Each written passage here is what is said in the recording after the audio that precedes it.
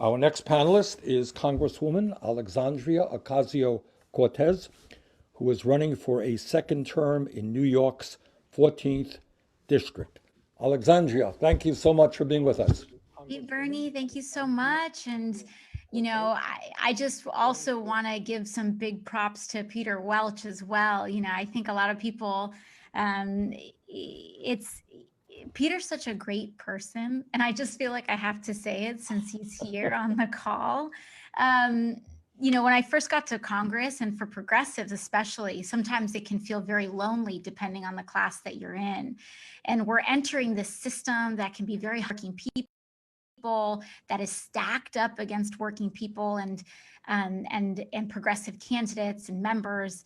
And I'll never forget, I was assigned to the oversight committee under Elijah Cummings, and I got this tap on my shoulder from a staffer, and they passed me this handwritten note. And I said, "Who's passing me a note?"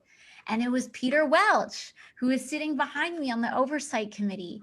And it was just, one of the kindest gestures that I had ever had, in my first time getting into Congress. And I think it speaks truly to what this movement and to what progressivism is all about, which is, and I also think that it's our strategic advantage in that, while the other guys are sharing lobbyists and they're sharing big money, and that's kind of what they're sharing, we're kind of sharing this unconditional support of one another in the fight for justice. And it's so that kind of commitment is so unpredictable to moneyed interests that they really don't know what to do with it.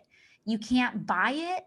You can't really dismantle it, because the whole principle is, if we're fighting shoulder to shoulder in the pursuit of justice, nothing can break us up. No amount of money, no amount of cynicism.